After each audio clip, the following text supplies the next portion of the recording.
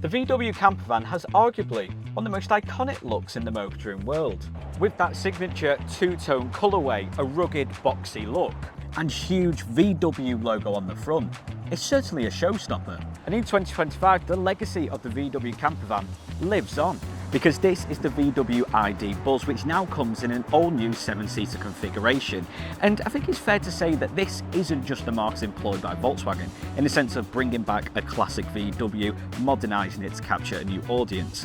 Because the Buzz certainly has the capability to create an even bigger legacy than its vintage counterpart. And although the ID Buzz isn't necessarily deemed a campervan, it certainly has the capabilities to become one, and could be a great alternative to an everyday electric SUV. And I mean, how much cooler is this to the likes of the BMW iX3? And the all-new 7-seater ID Buzz actually costs less, with prices starting from just over the £59,000 mark. First things first, let's talk design and style of the ID Buzz. And of course, it's a look we're familiar with. It's inspired by the original VW camper. And I think we can all agree that that look is almost legendary. It's almost untouched. You feel like you can't mess with it too much. And this is recognisable in that. But I think what the ID Buzz does is adds another layer, because it adds an almost premium. Of course, it's a more modernised version, but the way them LED headlights go into that signature VW logo, and also this front bumper with all them different accents. I mentioned that this isn't necessarily deemed a camper van, although it has capability of being one, but it would be a great alternative to an everyday electric SUV. It has that premium edge, and it's rather practical. The one area for me that really proves the Buzz's practical nature is the storage and boot capacity. Although if you were to own a Buzz yourself, then I'd advise giving yourself a lot of room at the back, because the boot opens pretty far and also fairly slow. However, with this being the all-new 7-seater configuration, with all 7 seats up, then you're left with about 306 litres boot capacity. You get this nice storage shelf, so you can easily section off like your charging cable or your sort of maintenance bits, and then have your actual bags here. Now you might be looking at this on the outside and thinking 306 litres, that's kind of the same as what you'd find like an ID3 or a small hatchback. But if you look at other 7-seaters across the marketing world, Nissan X-Trail, which is award-winning, is very much a fan favourite. That car with all 7 seats up is left with about 177 litres. So 306 with 7 seats up, I think, is a good amount of space. But if you weren't in need of that third row, then you can drop the 6th and 7th seat, and you're left with 1,121 litres of boot capacity. That is the official boot capacity of the ID Buzz as a 5-seat configuration. But to take it up a notch, if it was just you and one other person, drop that second row as well, so you only have 2 seats up, then you're left with 2,400 litres boot capacity. 2,400. And like I said in the intro, this could easily be converted into a camper van. Slide your mattress in there, get yourself a nice location, jobs are good in. But the boot capacity isn't the only spacious place in the ID Buzz, because in the front you're treated to an abundance of space and storage. Not only is it completely flat floor, so you and your front passenger has plenty of legroom. Obviously, being the driver, you're going to have your feet on the pedals, but with this being electric, it's automatic, you could stretch, one leg out there, there's plenty of room, and the passenger certainly has sufficient amount of legroom.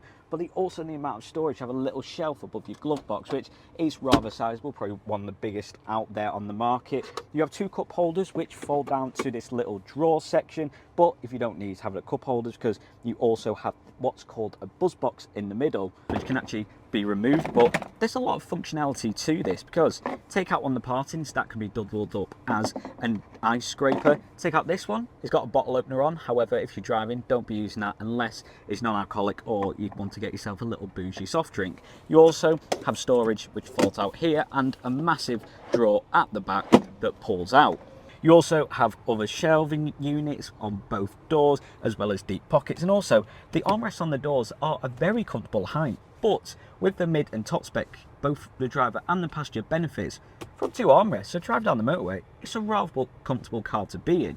As for the second row, well, that sense of loads of space and storage certainly felt. The amount of legroom you get here, and as a matter of fact, if you have really tall people in the back, although the back is still rather spacious, then you can actually move these two, so it's still a 60-40 split, or you can just move the single seat on its own, so you still get plenty of space.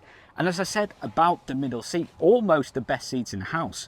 You can fully stretch, there's no big centre console. I think that's helped with the way VW have designed the ID Buzz, because your things like your climate controls or up here with the 2 air vents, which is actually a new installment of the new 2025 7-seater. You didn't see that on the first ID Buzz back in 2023, so adding in air vents at the back is rather handy. You also get the addition of tray table in the back. I mean, it's a little bit high for my liking. Yes, I am short, however, a little bit high, but you could easily rest your phone on there, you know, if you're watching something, or it can just get, you know, your food out the way. But if you want your kind of your dinner off it, then it's a little bit of a faff. But I think that faff is kind of because of how much leg room you get. The amount of space, the amount of comfort in this, it's really impressive. Now, 7-seaters are known for, okay, being practical if you have a large family, but when it comes to the third row, it is pretty cramped. However, that's not the case with the ID Buzz. First off, to get in, you have so much space there, and once you're in, there is ample amount of leg room, obviously with that seat being back, but kick back, still plenty of space. But the whole just feel of the third row does feel rather premium. It's not necessarily seemed as just an afterthought that you might get, let's say, on the Nissan X-Trail. But the third row passengers are still going to have a good driving experience. You know, you've got a good amount of storage, you have got USB-C ports and also air vents coming down here, so you'll get a lot of ventilation because obviously you can't open the third row windows. Get a good amount of storage down here, and the legroom with them headrests just makes it an all-round comfortable journey.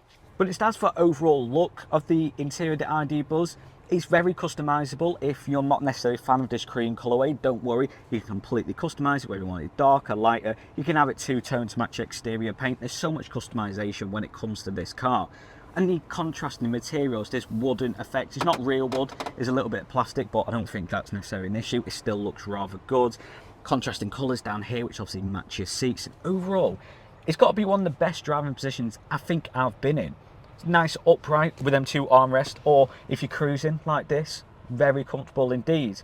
When it comes to actual tech, and you have a 12-inch infotainment screen, the system is rather good. It's responsive, has built-in nav, CarPlay and Android also as standard. You have all your driving assist modes, multiple driving modes. You can change things like lane keep assist, automatic emergency braking, adaptive cruise control, all of which come from standard. The entertainment system I think is fine. It's sufficient in what it does. Has obviously wireless CarPlay, Android Auto, has everything that you need to be able to comfortable and enjoy your drive. You have your different driving mode selectors, which are Eco, Comfort, Sport and also Individual, so you can customise it a bit. You can further customise the interior of the ID Buzz with the ambient lighting. Now, the base spec comes with 10 colour ambient lighting. The mid and top spec benefits from so much more customisation. So let's say it's Christmas, you want to get in the festive mood, then we could change it to red and green. Rather nice. Or if you're looking forward to a nice sunny holiday, then maybe go for a red and yellow. If you're going to España, then you can get in the mood for that. Or you can change it, I don't know, to your favourite football team or rugby team. Not to mention you do actually benefit from a head-up display depending on the model spec ID Buzz that you get. Now, when it comes to the higher specs, you're treated with a bit more luxury. Base spec, you still get things like 10 colour ambient lights, you still get like heated seats, heated steering wheel, so it's not necessarily an issue. But when it comes to the top specs, you actually get massaging seats. And let me tell you, if I was pulled up to charge the ID Buzz, then it'd be a great way to spend 20 or 30 minutes. And a 20 to 30 minute rest stop to charge the Buzz is kind of all you'd need, with this allowing ultra fast charging up to 185 kilowatts, meaning you can get from 5 to 80% in as little as just 30 minutes. And the ID Buzz can actually travel pretty far, with an electric mile range of up to 293 miles. Now, that varies depending on the spec. The top spec, the GT X4 Motion, comes with dual motor and all-wheel drive, which means that it's not only practical, but it offers a pretty good performance as well. And despite this being a large vehicle, it actually has a bit of zip about it. With the new 7-seater configuration, you actually get a new spec level, the GT X4 Motion, which comes with all-wheel drive and a dual motor system. This allows for up to 560 Nm of torque and an 60 time of 6.1 seconds. Which I think is pretty good.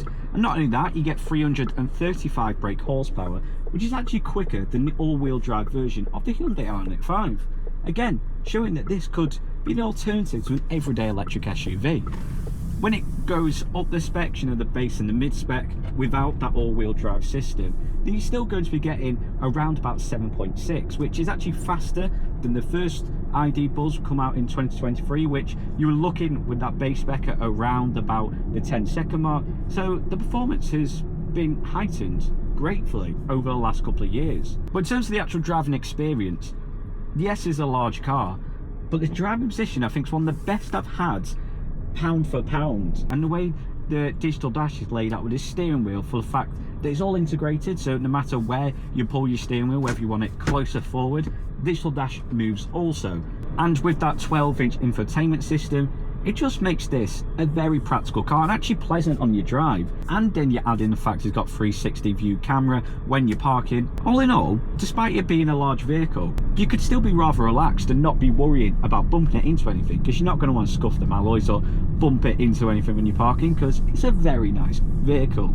Another thing I find pretty staggering about the ID Buzz is you can tell its dimensions and its wheelbase is rather large, and especially me being stood next to it, being a 5'5" individual myself, you can quite clearly see how large this vehicle is. But it's interesting to know, it actually has a smaller turning circle than that of the VW Tiguan. And I think what greatly proves the practicality of the ID Buzz is the USB-C chargers. There's one in the passenger's door, there's two on the driver's side, there's plenty in the back and in that third row. And you might just think USB-C chargers are just there as a means of necessity. Everyone has a mobile device, everyone's going to want to charge on the road. But these USB-C chargers are actually surprisingly fast. At 11:06, I plugged in my MacBook, which was currently on 14%, and now at 11:33, I'm currently at 38%. Not half bad. Now, I mentioned that you can pretty much customise the ID Buzz to a T to your preference when it comes to design, but the specs are pretty straightforward and you actually get a lot of value for money with the base spec starting from £59,000. Now, obviously with this being the new 7-seater, it has some upgraded perks from the 2023 version, like rear clamp controls, so you can open a window in the back. They all come with the 7-seater specification.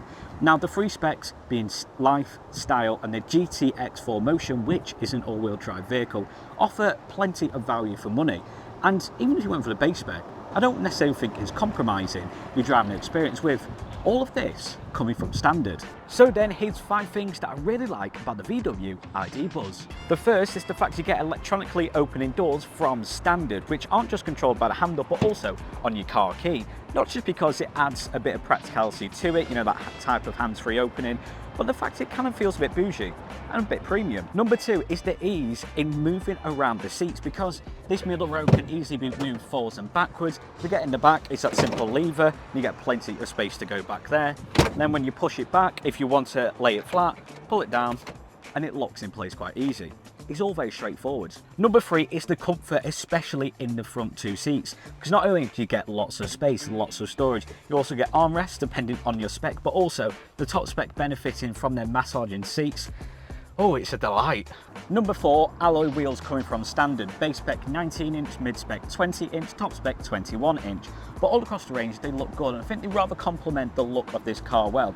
But to get alloy wheels from standard, I think it's good going and value for money. And number 5 is just the overall style, feel and design of this car. Yes, it's a nod to its predecessor, but the fact that it's modern and is kind of making a name for itself, I think it's rather impressive. To take an inspiration whilst add another layer and you get this rather premium looking large vehicle. So then there you have it, the VW ID Buzz with all new 7-seat configuration. It may be inspired by its retro counterpart, but the Buzz certainly deserves more credit and can certainly make a name for itself.